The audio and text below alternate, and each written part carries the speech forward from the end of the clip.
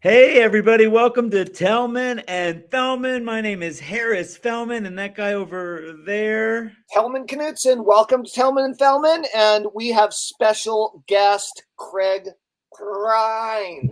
Craig is back for part 2 because we want to dive deeper, and we just had we had a good time yesterday just talking about the old days, and we want to dive into some other stuff with him. I am. What? Why is that funny? I think it's funny. Okay. It has nothing to do with the fact that we didn't have another guest today. I mean, and Craig was willing to go back to back with us. I'm in. I think I'm more tired than you today, Craig. I'm in Scotland. I got about 4 hours of sleep last night. I flew in. I decided to change my shirt to match my hotel room. You can see I match my hotel room perfectly now. I'm performing for a company here at the hotel in about, I guess, 4 hours. I should go down there. So anyway, that's what I'm doing in Scotland. I flew up here from sunny, some cloudy England up to windy Scotland, Glasgow. I'm in Glasgow, and that's it. That's all anybody could care about me. If you have any questions about Scotland, I have no idea, so don't ask them. Ask about digital marketing. I have questions that I'm going to ask. So, Scotland. I'm a little Scottish, but I've never been to Scotland, and I own 3 Utilikilts, and I wear them regularly. One question I have is, do they actually regularly wear kilts in Scotland, at least in Glasgow where you are? And 2 is, do they only wear traditional kilts? Do they wear Utilikilts in Scotland, or is that like blasphemy?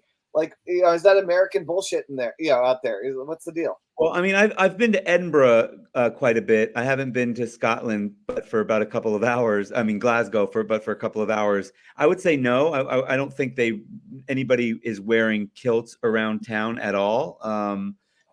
And I think it's basically a traditional. They wear it. I see people wearing kilts, but they're all together for right, like a ceremony, reproduction, or a revolution reenact. No, I don't know. They didn't have a revolution. I don't think they had a revolution. Did they have a revolution? I don't even know that.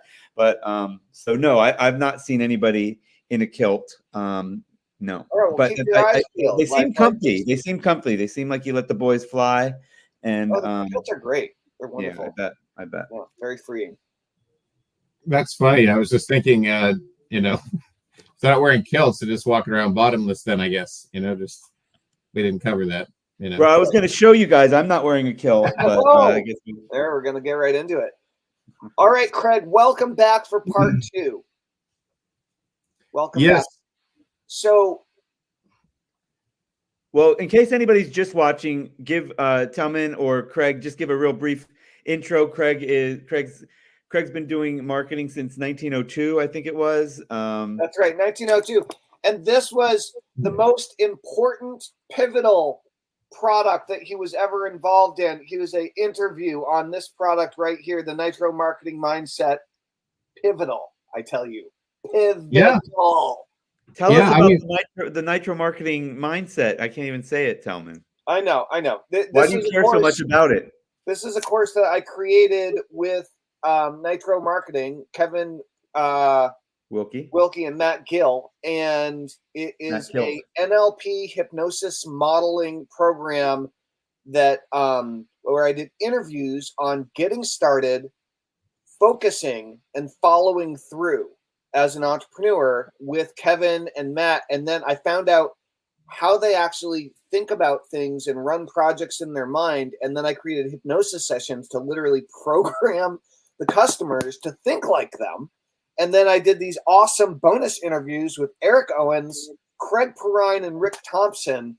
And this is how I made my first money on the internet. I got a royalty check from these guys, and it was like $12,693. And I was like, holy monkeys. Like, it wasn't like the first thing. It's like the first thing you made money on the internet with. Is that right? Or I think so. At least it was the first thing that I made anything significant with. If there was something where you kind of discovered that collaboration, but like multiple people promoting something was powerful.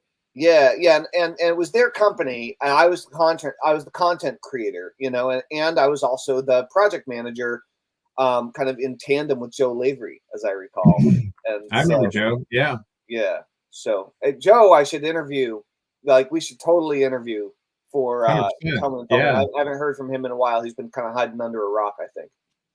Oh, yeah, wow. I don't know that he was old enough to drink back then, but now I'm just kidding. He was a young gun back then, and yeah, that's amazing. I remember, the Nitro Boys. I mean, I'll do credit. I learned a ton from the time that I was with them, and I had different. I ran a couple websites with them. I published my course through them, so I had a number of different things that we were working on together. And yeah, the royalty checks were very nice, and I was writing, I think, near daily emails for a while there, with a list that knew me by name. That was my first sort of fairly big list, and grew substantially while I was, with them. So that was that was it. It was amazing. When I applied for the project manager position, for the I'm sure they had a more sexy name for it, but it was the project manager position for Jack Zufeldt's DNA of Success. I remember, yeah. And I won that position out of like 150 applicants or whatever. And then I turned it down after I won it because I was like, I won't be able to focus on somebody else's stuff. I'm too wrapped up in my own stuff. Like, I had enough awareness to realize that I just didn't have like, if I was like already enamored with the DNA of Success and was like a true believer, it would have been different. But I wasn't. Like, I needed some convincing. Jack Zufeldt's great, by the way, and his stuff works great. Oh, yeah. I just wasn't like a super fan. And so I turned it down, and then I pitched them on what became the Nitro Marketing Mindset.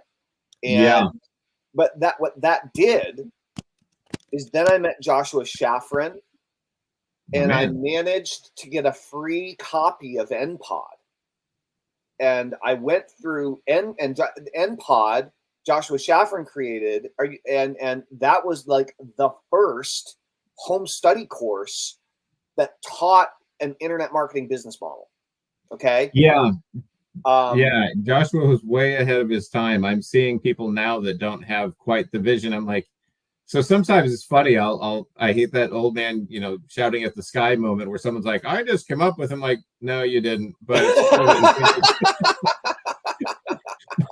I'm like, actually, that was something we were very proud to participate in back in 2004. But anyway, NPod stood for, and what was the model? So what happened was Nitro then had republished and were selling NPod. And That's NPod right. stood for Net Profits on Demand. I have a copy of it in the other room. Net Profits on Demand. And what it did is it taught the idea of basically, and this is my translation, this isn't how Joshua would put it necessarily, but we should totally interview him soon. It's the idea of creating an internet vending machine. Really, where you drive traffic, people opt into your list, they get an autoresponder sequence. The autoresponder sequence sells them the thing that you're selling them. After they opt into the list, they see a sales letter and they buy the thing that you're selling them. And then as your list builds, you then send a broadcast out to the list every now and again, and profits on demand. That's like, it's money out of nowhere. And I mean, that's the model. Like, that is the model. And interestingly enough, that model it's a little more sophisticated now with email deliverability. What I'm seeing is that model is actually more relevant and more important now due to the changes in email deliverability. I haven't ever realized that until this moment. Is that actually building NPods are the new filtration system that we kind of need to build in order to, and prune people after 60 days if they don't open, and then again prune them after 60 days if they don't open, so you keep your list super clean. But like actually building the whole thing on autoresponder sequences and broadcasting becomes an occasional windfall. It's actually a much more sustainable way of thinking. I've been thinking about stuff for like 15 years. I'm realizing. Yeah, it's interesting that you've done. I've done a mix of both. I mean, like with my email with the traffic company. I mean, I have a year's worth of autoresponders in there. But then if you don't prune them, if you don't go back and you know, and clean them up, then they stop being effective as well. So it's not a total set and forget it, you know. But it's interesting that you've always done only email broadcasts. I mean, almost, not only. Obviously, somebody comes on, you've got an autoresponder for a new product, but your main way of, but I've always found, at least up until recently, that email broadcasts get a much better response rate than autoresponders do. But that might be me and my own inability to write good autoresponders. I don't know. I really think that is because I mean, the response happens over time, and obviously, as a autoresponder sequence, a drip sequence continues, there's going to be drop off over time. You know, just the nature of the beast. But what do you think, Craig? Because Sean Mitchell, by the way, he posted, I wish I could find that old Perrine email marketing CD I bought 1 million years ago. So that means somebody thinks you know something about this topic. Yes. So what do you think you thought back then? And do you have any current thoughts on, you know, like Tellman's feeling, I think, is that, and we've talked to a couple of people on this show already that think that there's some benefit in having, you know, autoresponder sequence going for everything, and then email broadcasts are like the icing on the cake, like he was just saying, I guess. Yeah, I mean, a couple things. One, I do want to circle back and give props to Joshua, because back then he was teaching the a more relationship style, more personal style of email marketing. And he routinely would he talked about how a 5,000 person list done correctly would outperform a 50 or 100,000. And how he did that against Sean Casey back in the day, using the very same, yeah. And I had a very similar experience back then. Right after Nitro Marketing, maybe 6 months later, I was promoting butterfly marketing with Mike Fellman, and I only had about, I only had 1,800 people on my list at that point, from just offering, you know, free bonuses for book launches and speaking at events and things like that. So I had a very small list, and I was mostly doing consulting, but I came in 11th on the leaderboard. I was one sale away from being in the top 10 with 1,800 people on my list. And I was pretty amazed that I got anybody, you know, out of that. Craig, let me ask you, how old was that list? 6 months. Like, So there are a couple factors here. So here's the interesting thing, right? If it's a fresh list, like if you, this is a little bit like, I don't know, I don't like the energetic feeling of this, but like, if you think of your customers as like a plant in the garden, right? And they may or may not come back next season, but like you have you have like a window where that plant is like giving you fruit, right? And where it's harvest time, you're either going to harvest it and do something with it, or it's going to fall on the ground, it's going to go away. And like, that's when they're in a buying mode, right? Yes, and that's true. Yeah. If your list is fresh and new and young, and you've developed a relationship with it, then like you have a whole bunch of hyper responsives on there. Okay. Yes, as it gets older, though, the relationship can continue. Here's the kicker: the hyper responsiveness doesn't usually continue. Okay? Well, so a couple things there. One, to get back to Harris's question, and also there's a life cycle, whether it's your list or in general, of about, in a lot of niches, about 6 months where someone is in that mode of like, hey, I'm interested in this, I'm excited about it. And so they will naturally life cycle out, kind of irregardless of what you're doing on your list, potentially, right?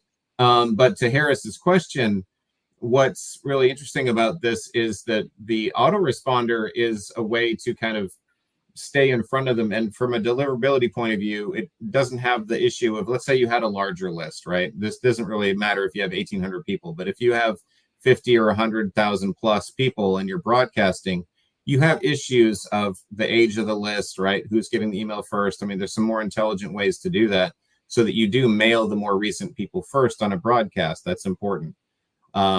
You know, that's a writer downer if you're doing email marketing, because most autoresponder or most mail systems historically will just mail on a first in, first out basis. So your oldest subscribers will get mailed first.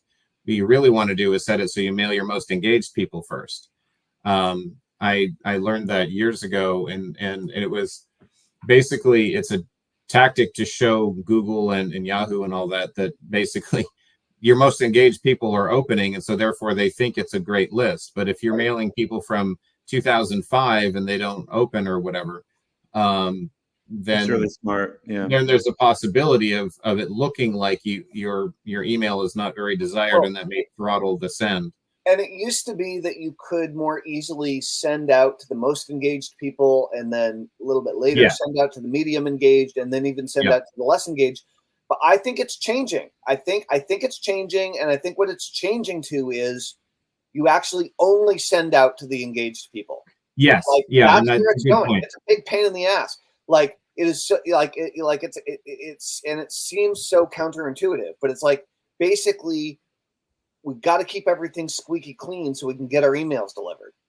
Well, it's kind of like that whole, if a tree falls in the woods, does anybody hear it thing, right? If someone's not engaged, whether you mail them as part of your broadcast or not, doesn't really matter. They're not engaged. So you might as well, it's like, I'm trying to think of a metaphor here, of calling someone for a date, but if they're not answering the phone, like whether you call or not doesn't really matter. Leave it alone. You know what I mean? Yeah. That's what it comes down to. Just let it go. It's interesting to me to see, like, I've always, I don't know, early on I've said the best part of your list is the freshest part of your list. And and I guess because I've been doing, I've been selling email marketing, email traffic for over, 10 years.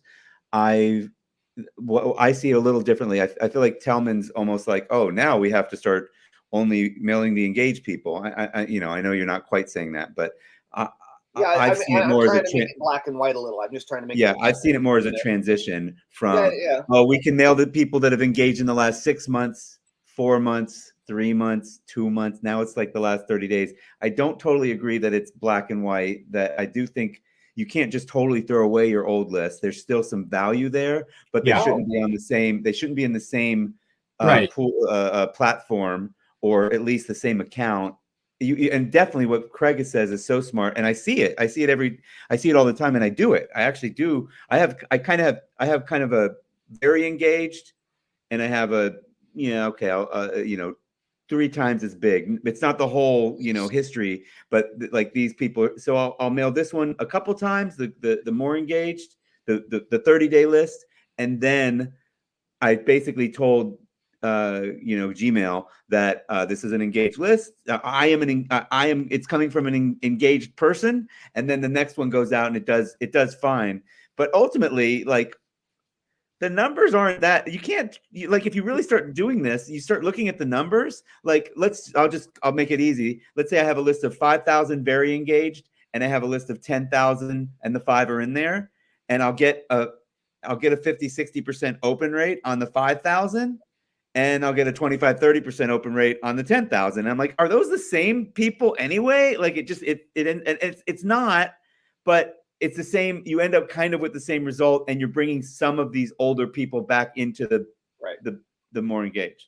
Yeah, there's different. The other thing I like about the strategy that you're talking about too, Craig, is like, especially now, I think that the the anti-spam algorithms, the anti-commercial broadcast algorithms are looking at, like, how many times are we seeing this message today? So if you're sending to 100,000 people the same message, they're like, they've got their eyes on that. But if you've basically done it as an autoresponder, now it's getting spread out over the course of time, that same message, and you're getting a mix of messages in. So it's signaling to them, I guess, in a different way it's signaling to them that this is these people are on a list, and they're on an autoresponder versus this guy's just blasting them. It pretty much shows that. Yeah, and I have tracked autoresponder engagement, and I've looked at, like, certain emails in the sequence will perform, but I have seen it where the performance is very consistent, right? And so you can tell, like, whether this message is still performing. But in terms of the the engagement, my whole thing is, it's not that you never mail someone who's been on your list and hasn't been engaged for, let's say, 60 or 90 days, but you talk to them differently, right? You don't just broadcast them in the same way with the same frequency. you might be more leaning towards a more of a re-engagement type of a email. So it's not like you just stop mailing them and say, okay, never mind you. Because the other thing is, in terms of the black and white that you were talking about, Tellman, I agree that it's not quite black and white. Like, let's say we're talking about the diet niche, for example. It's right? not actually black and white, but just for simplicity of thinking, right? Like, yeah. But so the thing is that when you have someone, let's say they're interested in diet, like, they want to lose weight for a special event, and then they kind of fall off the wagon, but then they get back into it. So and then the other thing though, is the relationship, right? So I agree on the idea that your freshness are your best, except for the part where if you've built a relationship and a lot of trust with them, you've got a bit of a seasoning effect there, where the reliability, the know, like, and trust go up. And so but it depends on, like, do you show up? Are you interesting? Are you earning their attention? Or over time, have they learned that they kind of don't need to pay attention to you? Right. The funny thing is, in terms of those, now when you have a large send, like back in the day, that you get the same email from like 14 different people, they're like, I just got off the phone with Ryan Dice, and I twisted his arm and blah blah blah, right? And so I've made fun of that, the old swipe email. Yeah, I used to. In fact, there's a bonus interview with me and Mike Filsame where I just went on a rant about that, because I'm like, look, you're essentially lying to your list. It's a low key lie. Like, I just got off the phone with so and so, unless you actually did. Right? Then you're full of shit. Right? Yeah. Yeah. And so even if it's sort of benign and you're like, oh, this is just marketers marketing, it still breaks the relationship. Whereas I remember Joshua and some of the others that were just impeccable with how they talk to their list. You just have it's like any human relationship. If you maintain it that way, you're going to have a different outcome, most likely, assuming the other side of the equation, right? Like, assuming they're still interested. This is also the challenge that I guess slowly will probably become less of a challenge, but that, like, challenge with AI written email is the lack of authenticity. Authenticity, because the AI doesn't have your history, it doesn't have your experiences, it doesn't really know where you were born, it doesn't really know who your family is, it doesn't really know what it was like for you growing up. This is what we can talk to, like, Jason Parker about tomorrow, which is, like, creating an agent that instead of just a prompt or a series of prompts, he's creating agents to use AI. And you're nodding your head, Craig, so I can see you're familiar with the concept, and probably Jason. I mean, because he's just blown up. But you basically you want to train it to know you. Right. And it's already pretty impressive without doing that. If I go, I mean, I'm shocked at like, it knows Tellman and it knows Craig, and it doesn't know you, but it knows about you. And it knows you, and you could probably feed it for 5 minutes the right, enough emails, and I'm correct me if I'm wrong, but I guess it's just because a couple of people have talked about this, but is this not something that's possible right now with Google? Is it Google Bard? Can't you tell it to go into my emails and write in my voice, or am I? The issue. What I'm not saying that AI can't write off some emails. What I'm saying is that most people are going to use AI as a shortcut to write crappy emails.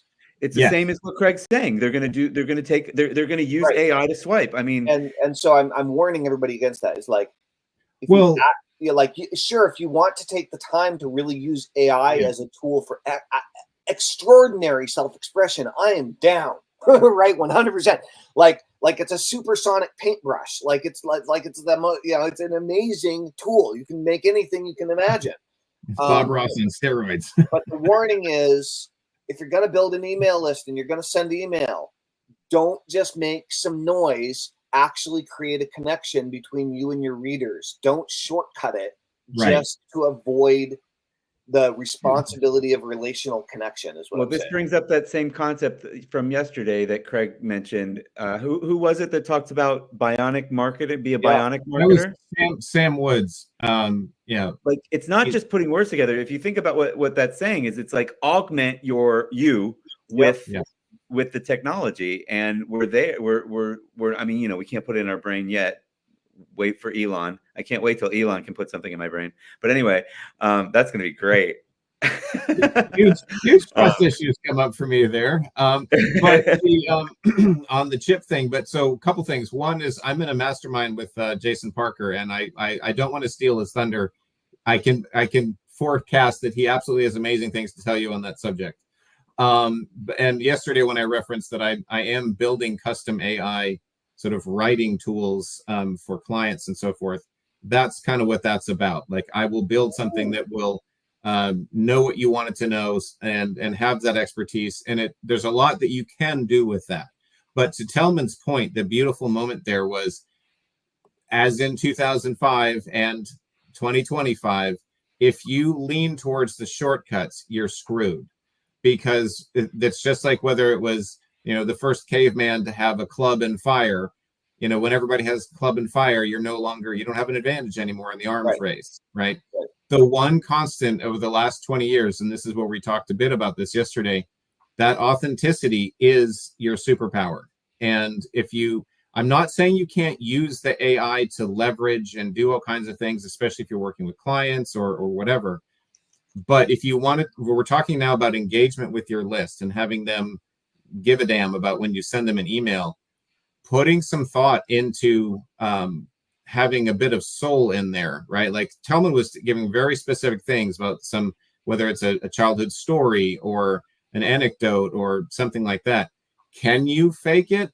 There's a lot you can do, right? So that's probably a discussion for tomorrow with you and Jason, right? But what I do want to say is, if you can, the way I use AI is more of that bionic thing. Like I want to use it on the research and idea brainstorming, but I'll layer in the stories or the me part, right? Give me some bullet points of what I might want to talk about with this subject, or, hey, you know, chat, tell me, like, that's great. That sort of seems like an obvious answer. What's a counterintuitive, you know, approach to that topic or something like that? Like have that next level conversation with it, but I don't use the raw output from AI. And I think when you're talking about essentially writing emails, we're talking in the context of to your own list, and, you know, whether it's a broadcast or creating a sequence, there's something magical about adding in. I would really associate this with Joshua and you and like some of the old school you know, email marketers that really, that's where I got my sense of like, what is email done the right way according to my sensibilities? What am I trying to accomplish here? Right. And that's some of what we were talking about yesterday with the things that aren't all that scalable, right? Like I want to have that personal touch on the email because it's still a human relationship. Even if it's 100,000 people, it's 100,000 N of ones, right?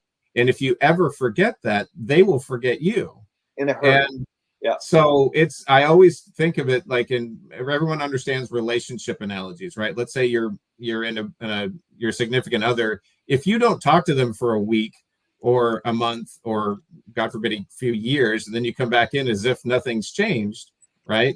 Things have changed on that other person's perspective because you haven't been there, you haven't connected. And so in a less extreme thing, if your emails don't connect, even if you are sending them every day, but if they're forgettable, like how many times would you tune into a show if the latest episode sucked, right?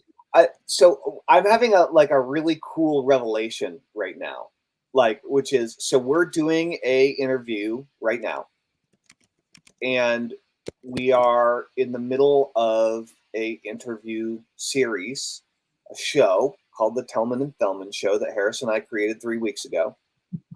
And I'm thinking back to when I started List Crusade, and I followed NPod and launched List Crusade. Yeah. And List Crusade was an interview series before I learned how to do teleseminars and before I learned how to sell from a 60 to 90 minute long form call. I did these 30-minute interviews on the phone using instant audio. Thank you, Armin Morin and Rick Raditz. Yeah. And we called into their line and we recorded it from our phones, and it was very crackly. And I interviewed Jay Abraham, and I interviewed T. Harvecker, and I interviewed Jack Canfield and Mark Victor Hansen and all the marketing crew, like all the big names in marketing at the time, both in the personal development and the self-help. But in the interview series, I interviewed over 80 people for List Crusade. Again, it was on the phone, but the recording was displayed on a web page with an audio player button. Okay, we got it transcribed by hand, which was expensive as the bejeez. I'll tell you. That didn't end that long ago, Tellman. I mean, it wasn't expensive, but like, I mean, I know. You know, like it costs something. AI transcriptions only gotten good in the last 3 or 4 years. Really, I know. And so, but what happened was I wrote an email every time we did a new interview. Okay. The interviews, though they were recorded live, there was not a live audience for most of the interviews. It was me, the audio person, and, you know, and the person I was interviewing. Right. But the way that we gave the interviews to my list was in an autoresponder sequence. Right. And occasionally I'd get behind, and then I'd send out a broadcast, and then I'd add the email to the autoresponder sequence. You know, if I'd get behind the autoresponder because we were doing all these interviews. Because once we got on a path, we were just doing tons of interviews. The point is that we built this long ass autoresponder sequence, sending out 2 to 3 interviews a week, right? And I did over 80 interviews, and so it was super long, and that was my end pod, right? Because each one of those interviews had a pitch for a low-cost product at the end through an affiliate link, right? Like a $27, $37, $47 ebook or whatever, you know, for the most part, through an affiliate link at the end. And so I developed all these streams of income, but they all came from the interview series. And so, like, when we talk about having new and fresh content sending out in the emails, right, whether they're broadcasts or whether it's your sequence, one of the amazing parts about constantly creating fresh content is that if you do an interview series, it's right there for you, because like ideally you're interviewing people whose names and whose subject matter is relevant to your readers. And when you're like, oh, I'm interviewing Tony Robbins today, they're all like, holy crap, let's go check it out, because there's star power, right? And that makes it new and fresh. So it's almost like the interview series in an autoresponder sequence, almost like it's like the perfect format for creating an awesome long-term relationship with a list. Like, well, it could be also, well, so first of all, I want to go back to something even older than the anecdotes we're talking about, back to the late 90s. There was back then, remember TV, like NBC Thursday nights was like the thing. It was Seinfeld and Friends and all that, right? Those were and I just happened to remember this ad campaign that in the off season, when there were no new episodes coming out, NBC would say, hey, watch the episodes coming up on Thursday. If you haven't seen it before, it's new to you. Right. And it was a brilliant campaign of like, hey, what do you care if it's not the latest episode? If you haven't seen it, it's new to you. Right. Yeah. And so to your point, like, so whether it's Tony Robbins or whoever, the main thing I wanted that came up for me when you said that is reward them for the click. Right. Reward them for the attention. So it could be a part of an autoresponder, you know, Harris, if this is an automated thing, or it could be, you know, hot off the press. That some strategy needs to be put into that depending on what you're trying to do. Like, and then it's like, so I've written a lot in the financial market, right? So where if you're talking about something that happened today in the market, in a few months, if your whole point is about today in the market and that thing, then it's going to seem very dated, right? Even a week from now, from the financial, because in their perspective, if you can't bet on it and make money with it, its perceived value goes way down. If it's timely, it still needs to be a broadcast. Yes. However, if you want to do an interview, let's say it's more principle based, or it's more story based, or it's more epiphany based, or, you know, biographical, or any of those kind of things, recipe based, right? Those kind of things. Content. Yeah. Yes, that. So, but with a little bit of planning, you can make an interview like that much more relevant than if it's, you know, so like, hey, Tony, tell me about the time when you first understood that anchors could create lasting change in a human being or whatever. Dude, that's the thing is that, I mean, that's one of the interesting differences between the marketing niche and working in the personal development hypnosis world, is that all of my hypnosis funnels are long-lasting converters. They're not trend-based. They are solving problems that are part of the human condition. And they don't, I mean, the funnels need updating and all this kind of stuff, but like the product itself is still just as relevant as when it was created, 10, 15 years ago. Whereas most marketing products and programs and courses, they date out after 3 or 4 years. Yes, but there's an interesting what's old is new again aspect that can happen too. But at that point, you have to remake it, right? I mean, that's what we're doing, by the way, with our webinar summit system. I mean, back in the day, I created the perpetual marketing machine and sold thousands of copies of that at $4,000 and taught people how to do a teleseminar series based summit, right? Virtual summit on the phone and make a crap load of money and build a giant list. Same model with webinars, used far and wide, and probably more summits are happening this year than ever in history, I would expect. So yeah, they've had a resurgence in recent times. But so to your point, if your value that you're offering is like, hey, I'm on the cutting edge of everything all the time, just understand what you're signing up for. Is that you're always until you're not. Give it 10 years and then see what happens. So this brings me back to something that I wanted that you made me think about before. So we were talking about you being in a mastermind, a cutting edge mastermind. Let's Jason Parker's mastermind is very cutting edge, using AI the right way to create copy. What advantage do you think, or I guess let's be fair, what advantage and disadvantage do you think that you have over or against other people that are in the group, that are in the mastermind, you coming from a place of experience and them just having kind of popped on the scene in the last year or two? Do you see any palpable difference in the way you and they approach things, and advantage and disadvantage? It might not even be an advantage and disadvantage, it might be different. It might be a different mastermind too. Yeah, that particular mastermind happens to have it's solid with OG marketers. And so what's beautiful about that is I will answer your question, because I'm in a number of things, and that has been one of my superpowers or one of my cheat codes or whatever you call it. I just stay connected to great minds, and whether they're new or more seasoned, it's just so much more valuable to me than trying to just do everything solo and try to be the smartest guy in the room, all that kind of stuff. In that particular mastermind, there are some people who've been at it longer than I have. And I don't want to steal his thunder, but that's amazing what can happen in that kind of a room when you're sharing ideas and you have all those deeply marinated, experience-based insights brought to a new problem, right? Because that's interesting. When I am mentoring people, or when I am in a different kind of room where it's more of a new audience, more to your scenario, Harris.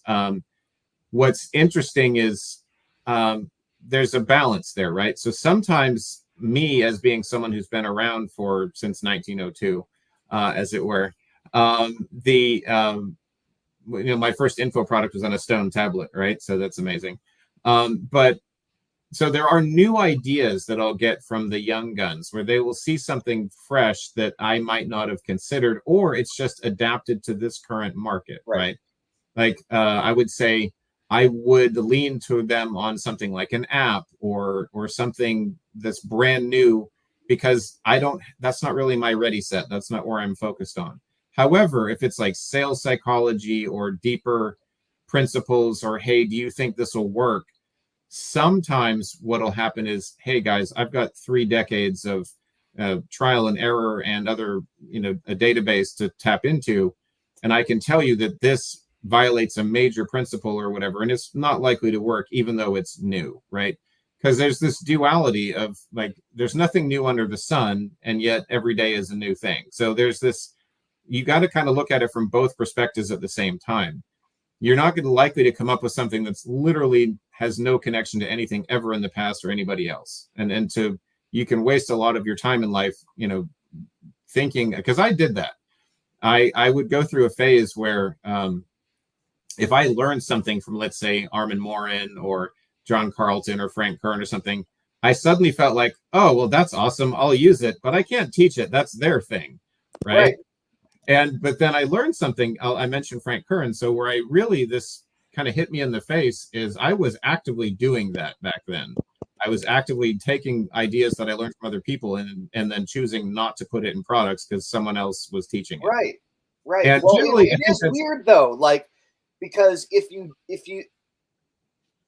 can get too close and step on somebody's toes and completely swipe their stuff and be a total, like totally not do that well too. You can screw that up big time, right? Like, for sure. And so there's that other duality too. There's a yin yang to everything. There's a right and a wrong way to do things. But what I learned from that, and I believe this is the right way, back when Mass Control came out. Oh, that was so good. I mean, like the list of what pros launched was done by following Mass Control, Dan. Yes. Well, but so the epiphany though is that Frank right up front said, because I had the courses he was referring to. Dan Kennedy had a course on personality-based selling or something like that, and then John Carlton had his other principle, his copy principles, and Frank straight up said, hey, I learned from these guys. I added my twist. Here's my thing. Right. And he just straight up said it. Right. And I'm sitting there. I'm like, oh, okay. Because now I get it. So you can teach something as long as you provide attribution and you're not literally trying to compete with them in real time and steal their thunder. Like, that's not what I'm like. You're not riding. I also want to point out that does not excuse stealing someone's curriculum. Right. Certainly that never excuses bootlegging and selling somebody's course. No. Right. But the other thing that I see out there is where people will just lift somebody's sales letter, right, and put their own name on it, and then kind of reteach the course. I had that happen to me in like 1997 or something, where someone was like, "Hey, someone just literally copied your anyway, so that was weird. But no, so I think part of that equation of the anecdote I just shared is Frank did absolutely add his own thing, but he was sharing the twin inspirations that he had sort of built on top of. Very different from bootlegging or just straight up stealing, where these people add no value. They had no original thought. They're literally just chameleons and copycats. I have no use for that. But if the idea that you'll wait around to launch something until you have a genesis of something completely new no one's ever talked about, you'll die, lonely and broke, because that's not how it does happen. You just can't control when it happens. Right. That's true too. So you just don't want to wait. You have like revelations, but you don't get to choose when that's going to strike.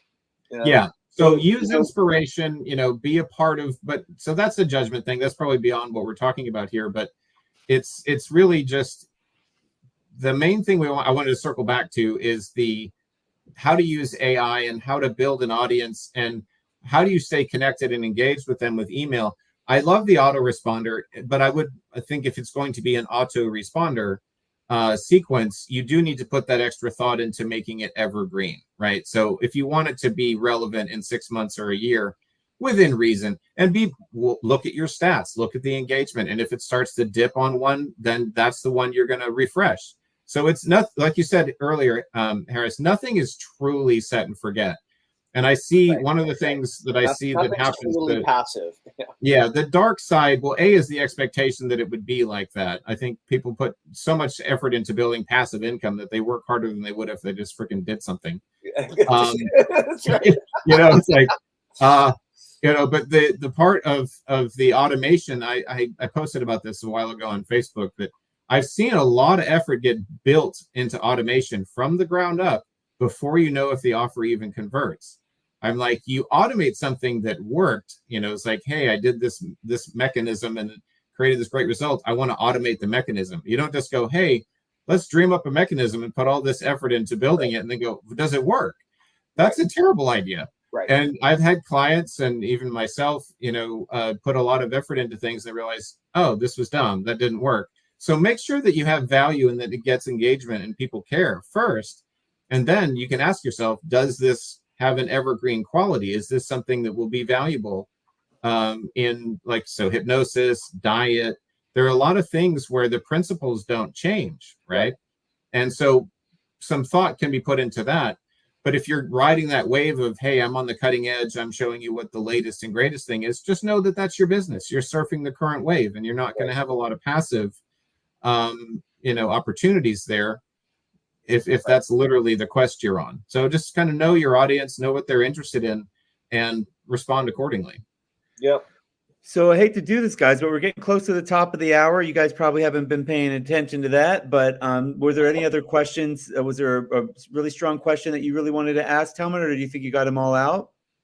You said you had a few that you specifically wanted. I think this was great. I think this was awesome. I mean, I wanted to ask you one thing. I'm throwing myself into the fire on this one a little bit. So I had a product called Site Stealer, which taught people to, steal somebody else's website. Basically, it was to go look at not even a competitor's website, but somebody in a different niche, and then kind of getting ideas from its typical swipe, and kind of using it as a template. You were teaching funnel hacking before it was called I guess I was teaching funnel hacking. Yeah, you had a less PC version of it. Site stealing is very brutally honest. I'm stealing your site. Yeah. Well, but I was surprised because some people thought I was actually gonna, like, based on the name of it, right? Oh, you must be teaching people to actually yeah, right. Yeah. But even within that confine, though, like, taking somebody's kind of template and layout, that's all. I mean, I guess if they didn't sell you the template, then that is kind of a form of stealing the formula. It's a form of plagiarism. Yeah. Well, it's funny. I think Russell does actually have to talk about this, and when he talks about funnel hacking, because even calling it not stealing, people still think that what he means is stealing, because the word hack does have multiple meanings. It's a gray area, guys. Yeah. Like, this is the reason we're talking about, because it is totally not clear. It's not absolute, because there are absolutely aspects of funnel. Like, Russell's awesome. I use ClickFunnels every day, and like, I really appreciate the empire that he's built and the courses that he's created, all these things. And funnel hacking, even just because you're ripping somebody off in a different niche doesn't mean you're not ripping somebody off. Like, that is a form of, like, you can be inspired by somebody's shit, or you can copy it, and it's not clear where the line changes. Well, and this with like copywriting, swiping, art, in this whole creative area, this has been a perennial question, right? Like, are you? Wait, a perennial question. Yeah, perennial. Yeah. So terrible, but I love it. But are you taking inspiration, or are you just taking? Right? Like, that's going to be an ethical question. That's, again, you're going to have to figure out what kind of person you want to be. So your motivation, Harris, is not to literally steal. That was more like a catchy marketing term. Right. Like, steal this book and stuff like that. Like, steal has multiple meanings too, and not all of them bad, right? It was inspired by an Agora headline, "Rob banks legally." So I was like, "Ooh, steal sites legally," and then what would that look like? That's kind of what. Well, there's the light and the dark side of marketing, right? Like, there's the dark side where you're literally just stealing stuff and selling crap and looking to make a quick hit and make money and run away. Like, marketers are aware of that impulse. Like, it's the dark side you want to avoid. But then, if the idea that you're going to only create things and test them from scratch is kind of dumb, because, like, if the caveman saw how, Ugg over there built a fire, he's going to mimic that because it worked. Like, that's also just part of who we are and how civilization it's part of evolution. Like, so I think the watchword is, are you adding anything new? Are you contributing at all, or are you just copying? If you're a carbon copy of the other thing, you're not going to succeed. Newsflash, your marketplace is probably aware of multiple choices, and they're going to go with whoever they found first. And eventually it'll just backfire on you. Like, you're just not going to, that's not a long-term strategy. You could get a short-term success. Hold the phone here. I'm not a fan of copycats. Okay. That's not, I'm not down. However, I don't know that you're right. Like, think about the number of knockoff companies that there are that last for years, if not decades, that make like low cost, cheap, like cheaper, less quality, more widely distributed, like Acme white label, like. Yeah, I mean, I was talking to somebody yesterday who won't put his new stuff on an affiliate network, because not any affiliate network, because he had put it on an affiliate network and somebody stole it and made millions, made way more than he did with it. Right. You know, for whatever reason, maybe the other person had more resources. And I do see it happening where people are, you know, at least short-term successful. Yeah, there's also the thing of like, you know, Betamax versus VHS. You know, Betamax was, I don't know if it was first, but it was better, but VHS won. Like, so there is a thing where the pioneer isn't the one that makes it big. And but the main thing is, it's just add value and use inspiration. Look at a funnel and say, okay, they offered this low end, this low ticket thing. Then they did a mid ticket, and then they did another mid ticket. Oh, why'd they do that? Or actually, what I've seen is like low ticket, and then, you know, low ticket. By the time you're done, you spent $250, but each one was, you know, $47. And like, son of a bitch! If you had asked me for $250 right up front, I would have said no. But you just got $250 out of me happily because I liked all of your sequence of sales. You can hack that, but then, you know, and maybe you look at some of the like how to get what you want without, you know, the bad thing you don't want. You can hack that as like the overall appeal of the headline without literally stealing anything. You're just looking at the framework, as Russell would say. You're looking at the structure. You're not stealing the guts of it, right? You know what? An interesting way of thinking about this, though, is like, think about cover bands. Yeah. Okay. Yeah, well, yeah. So there's like the Fine Young Cannibals did like that Elvis song, you know. Like, I actually like the Fine Young Cannibals version better. Yeah. So, like, if you're a talented musician or you want to become a better musician, playing other people's songs is a great way to practice before you know how to write your own. But like, don't pretend it's your own song. Number one, and number two, like, always give attribution, and then like, there's the general rule. If you're trying to, like, if you're inspired by someone's stuff and you want to like integrate it into your own stuff, is be inspired, don't copy, and if you're gonna do that, like, make it at least 20% better.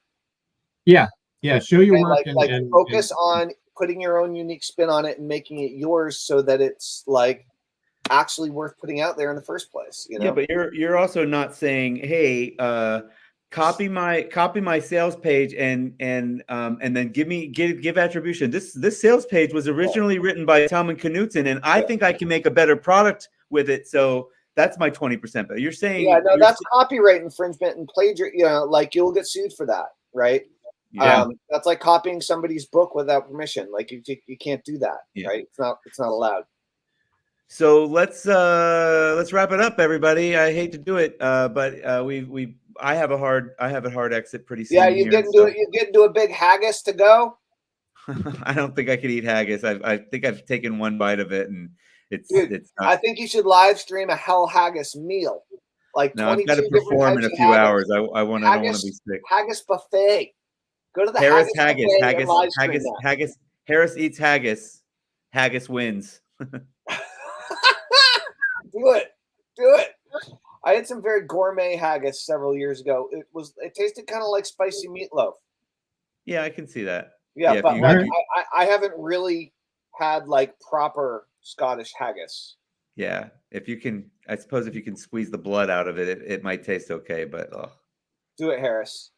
Yeah, no, thanks. Anyway, your most popular video ever. So we've been talking a lot about, on and off. We've talked a little bit about the interview series concept, and we talked about email marketing, and we've talked about AI copywriting. And Tellman and I have a course.